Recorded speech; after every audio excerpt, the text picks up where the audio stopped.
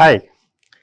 So, in previous session we have discussed all about the bacterial infection, and we have learnt the various kind of immune responses developed against intracellular and extracellular bacteria. Then we have looked at how this bacteria is causing disease, and where this disease causing factors or virulence factors are present in the bacterial genome. It could be in the form of extra chromosomal DNA, in the form of plasmids, or it is located, there is an island, there is some chunk of DNA of bacterial chromosome that contain these virulence factor, and all these virulence factor basically triggered by some environmental or external stimuli, the expression of these pathogenicity islands, which is expressing the various virulence factor. Okay, we have learnt about the various kind of toxins, that is exotoxin and endotoxin, and we have looked at how this this microbial pathogen basically trigger the disease when they are infecting the host.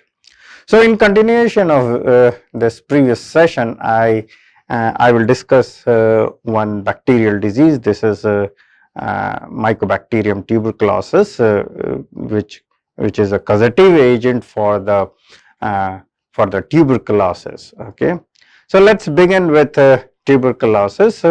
And so tuberculosis is basically caused by Mycobacterium tuberculosis.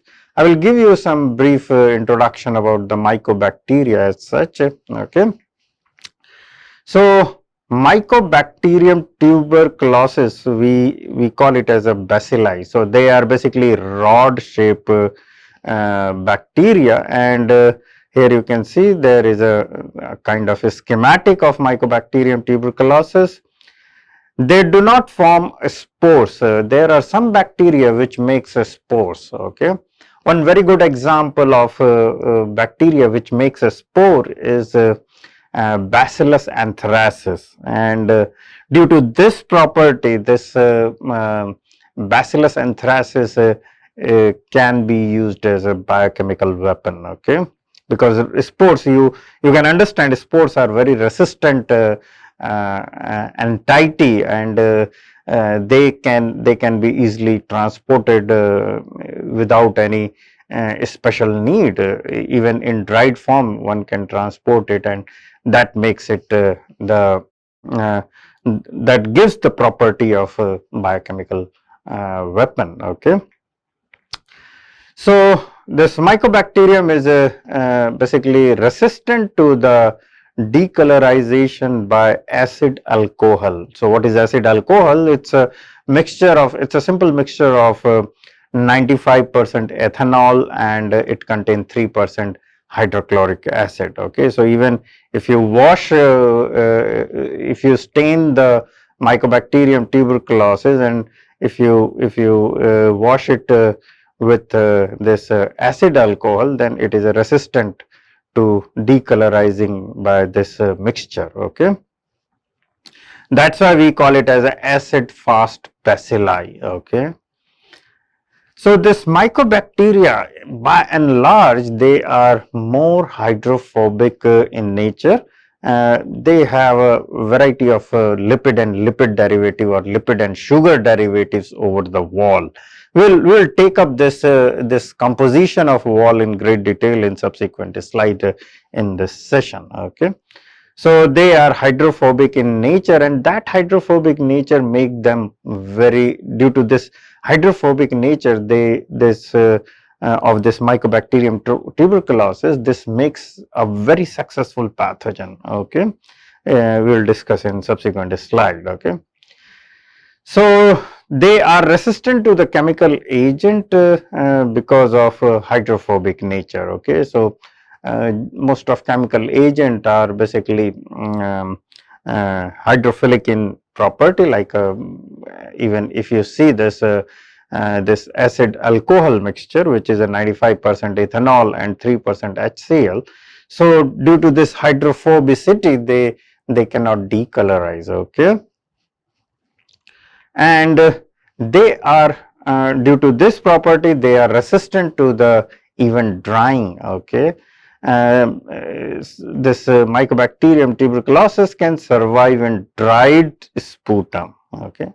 So even the sputum is dried, and generally the Mycobacterium tuberculosis, when the infection is too much, then they are present in the sputum, okay. And this sputum, if somebody spit it and if it is a sun dried, still in that situation this Mycobacterium tuberculosis is alive, okay.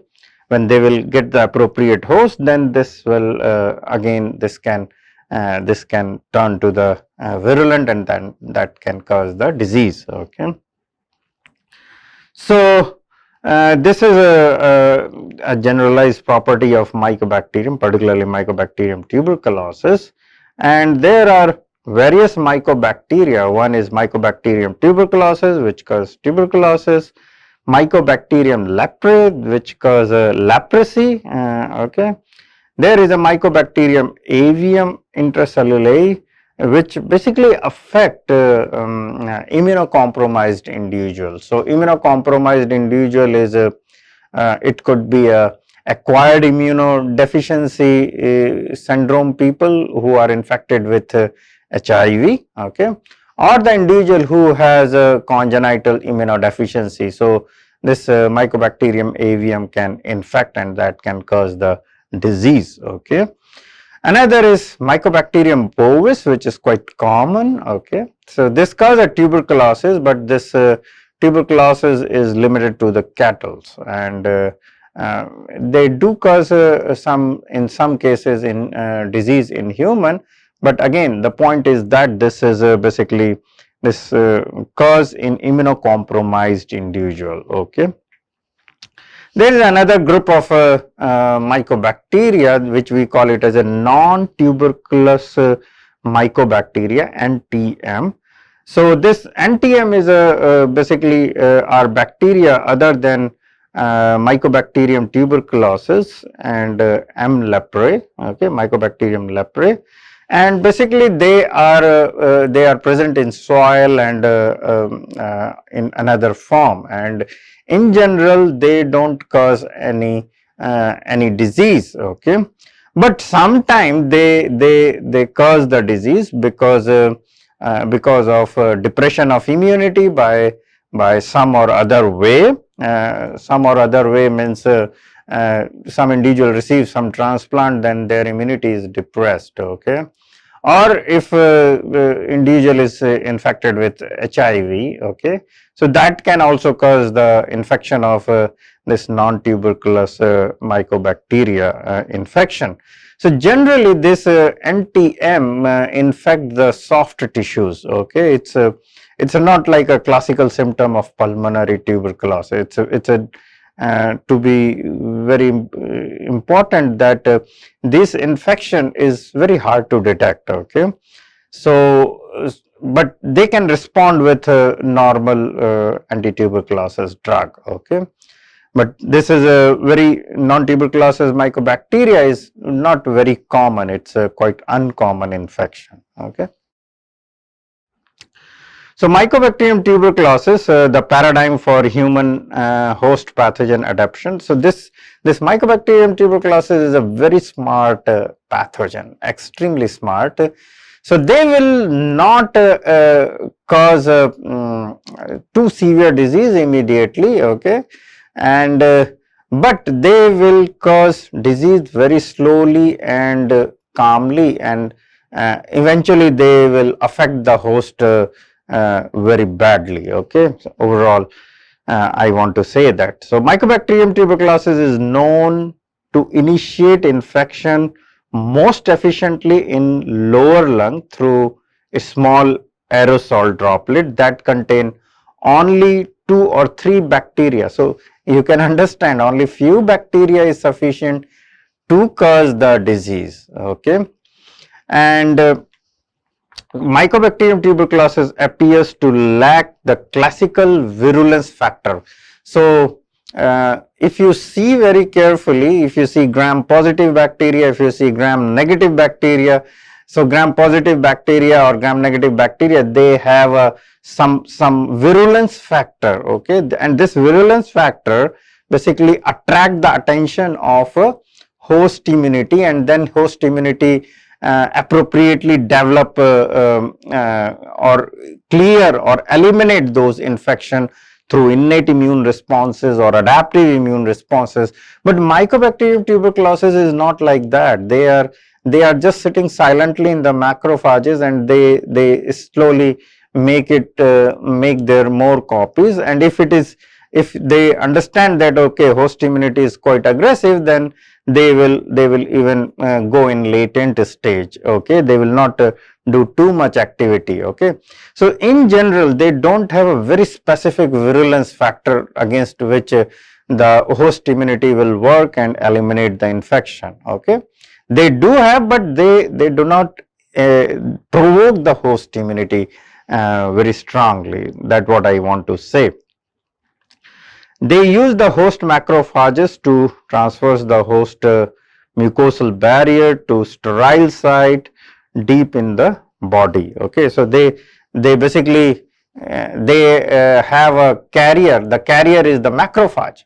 The macrophage is host macrophage. So through this carrier they can move here and there, and they can cause the severe disease. So host immune evasion, modulation and extrapolation are the trump card, okay, of this pathogenic mycobacteria. So Mycobacterium tuberculosis, here there is a little thought, it's a dirty little secret of this Mycobacterium tuberculosis is to be hydrophobic, okay, and fly more efficiently in a tiny droplet to bypass the innate immune system, okay. So since it is a hydrophobic, they are very easily mingle in the system, and then their wall is extremely thick. It's a very resistant overall. So if you see very carefully all over the living world, then you can see that there is a one arthropod which is very successful, which is appeared quite long back, okay, and still it is living very successfully, and that arthropod is cockroach, okay. So cockroach are very efficient and very evolved, okay. If you don't give the food, they will eat plastic. If you don't give oxygen, they will start living without oxygen. So similarly, Mycobacterium tuberculosis is also very successful pathogen, okay, and still they are causing a lot of disease, okay. So how this infection is basically taking place, okay. So tuberculosis we also denote it as a TB, okay. So tuberculosis is a contagious and often this is transported from one individual to another individual through this airborne droplet infection, okay, and it is this tuberculosis is it's not always, it's a little dominant in low income or middle income countries. The number of cases is quite a lot in these countries, okay. TB continued to be a major cause of morbidity and mortality, okay, but this is not fully true, okay. In a developed country also there is a reasonably good number of tuberculosis cases, and over there is some drug resistant tuberculosis are also there, or multiple drug resistant tuberculosis are also there. In subsequent session I will talk about the drug, and at that time I will discuss about the first line of drug, second line of drug, and how to treat the multiple drug resistant tuberculosis, okay. So only active pulmonary tuberculosis is the contagious. Here just I want to say that most of Mycobacterium tuberculosis infect the lungs, okay, and that we call it as a pulmonary tuberculosis. There is another category of tuberculosis which we call it as extrapulmonary tuberculosis. Okay. So basically this Mycobacterium tuberculosis infect the macrophages. Okay, and these macrophages are mainly the first infection is mainly in the lungs. Okay, through respiratory route. But as you know that the macrophages are present all over our body. Okay, in bone there are macrophages, in connective tissues macrophages are there, in liver, in another almost all tissues has a tissue specific macrophages. Okay, so these Mycobacterium tuberculosis can infect those macrophages, and whatever infection caused by Mycobacterium tuberculosis other than lung, we call it as a extrapulmonary tuberculosis. For example, the Mycobacterium tuberculosis is infecting the bone macrophages, okay, which you call it as osteoclast. Okay, so if it is infecting, then that will cause the bone tuberculosis. Okay, and it is please note the pulmonary tuberculosis is reasonably very easy to manage, but extrapulmonary tuberculosis, it's extremely difficult to manage. Even the diagnosis is very difficult. Okay, finding that okay the bone has a tuberculosis, it's extremely difficult. Generally people confuse with bone cancer or other diseases. So the extrapulmonary tuberculosis is extremely difficult cases. Okay. So now I just want to take to the history, because I have discussed about the cockroach, and I have discussed how mycobacteria is very successful, and we have all evidences. Okay. So tuberculosis probably occur in as an endemic disease among animal long before it affected human, and from the time of Hippocrates, tuberculosis was known as phthisis. Okay, it's a term derived from Greek, means wasting away. Wasting away means the healthy individual started losing their weight and energy level and everything. Okay, so this we call it as a wasting condition. Okay, losing weight. Okay, getting more thin and like that. So this we call it as a wasting away. Okay. So existence of tuberculosis in mummies dating 2000 to 4000 BC. So it is already very well documented and reported that such a old mummies they also has a tuberculosis. As here you can see there is a one Egyptian mummy, and this mummy was having a tuberculosis which is verified by the PCR. Okay. Here you can see the lesion of tuberculosis on the spine of Neolithic man. It's extremely old, right? And here you can see that tuberculosis decay has been found in spine of Egyptian mummy. Okay, so this is very clearly demonstrate that this pathogen is present from quite early time. Okay, so many fundamental concepts of biology emerged in the context of inquiry about the nature of tuberculosis. Okay, and basically this tuberculosis was discovered by Robert Koch in 1882.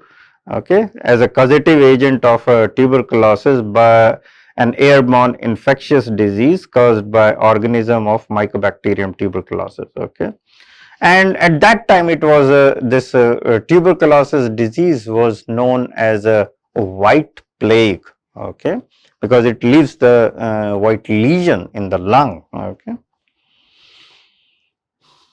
this is a global incidence of active tuberculosis. Here you can see that our country has in India there is a lot of tuberculosis cases, and if you see carefully, then you can find out that this tuberculosis, the number of tuberculosis cases is not basically depend on the climatic condition. Okay, here you can see that close to the North Pole also there is a lot of tuberculosis cases. If you go to the South Pole also, there is a reasonably good number of tuberculosis cases. And of course, this Asia continent, including India, this has a lot of tuberculosis cases. Okay. Now let's look at this, how this Mycobacterium tuberculosis, the wall and the other things are there. Okay. So this is a cell envelope of Mycobacterium tuberculosis. Here you can see that the cell wall is basically, or envelope is basically divided into several distinct groups. Okay. One is that mycobacterial outer membrane. So this mycobacterial outer membrane basically resemble with gram-negative bacteria. Okay. So gram-negative bacteria do have an extracellular membrane. Okay, and that contain the LPS. Okay. So similarly, the Mycobacterium tuberculosis have a mycobacterial outer membrane which contain, here you can see that which contain mycolic acid. Okay. There is a diacyl trehalose. Here you can see that there is a sugar derivative is there. There is a thiocurol dimycoserate. There is a, this is a quite complex molecule. There is a polyacyl trehalose. Okay, and there is a sulfoglycolipids. So these are very complex molecule, and if you see very carefully, it's basically the more, if you see carefully, then you can find out that this is more lipid and lipid sugar derivatives and long chain carbon compounds are there. Okay. Below this mycobacterial outer membrane, there is a AGP, which is a stand for arabinogalactane peptidoglycan. So again, there outside this in trace of gram-negative bacteria, there is a outer membrane, and below that there is a thin peptidoglycan is there. So similarly, something similar present in the Mycobacterium tuberculosis as well. And this is basically AGP, arabinogalactane peptidoglycan, which is consist of galactosamine residue, arabinogalactan and peptidoglycan. Okay. So, and here you can see the image that it is quite complex. Okay. Below this AGP, there is a periplasm, and this periplasm is again containing the complex lipid sugar molecules. Here you can see that there is a LAM, lipoarabinomannan. There is a LM, this is lipomannan. So again, this is a derivative of sugar and lipid. Okay. And below periplasm, there is a MIM, this is mycobacterial inner membrane, and this is consist of phosphatidyl ethanolamine. Okay. And phosphatidyl inositol, and DPG, this is a diphosphatidyl glycerol, and there is a tri or tetraacetyl phosphatidyl inositol dimanosides. Okay. And there is also tri and tetraacetyl acyl phosphatidyl inositol hexamonoside. So this you can understand, this is a quite complex complex molecule which is made from sugar as well as lipid. Okay. Now, what is the function of this thick envelope? Okay. So mycobacterial cell wall induces delayed type of hypersensitivity. So this if it is injected into the animal or human, then it will induce the delayed type of hypersensitivity, and due to this property, it is used as a complete fluent adjuvant. So if you remember, the complete fluent adjuvant is basically consist of heat killed dried Mycobacterium tuberculosis mixed in the mineral oil. Okay. So mineral oil is basically a oil kind of thing. In that there is a dried powder of Mycobacterium tuberculosis we add, and this component basically induces the delayed type of hypersensitivity. So delayed type of hypersensitivity will enhance the immune response. Okay, so whatever antigen is present in this fluent adjuvant, then there will be a slow release, and then there will be a delayed type of hypersensitivity reaction. Okay. So, unlike most gram-positive bacteria, these bacilli augment their peptidoglycan wall with extensive array of complex lipoglycan, which reflect the necessity to resist desiccation in soil environment. Okay, I have explained, I have told you in previous slide that even this bacteria will survive even if it is dried, even it is sun dried. Okay, why? Because of this property. Okay, the thick waxy cell wall or ability to catabolize fatty acid. Okay, so this has a lot of fatty acid. Okay, seems to be useful pre-adaptation to a parasitic existence. Okay. So, with this I will stop the first session about the Mycobacterium tuberculosis. In next session I will discuss about the pathology and test, and then subsequently I will discuss about the anti-tuberculosis drugs. Thank you.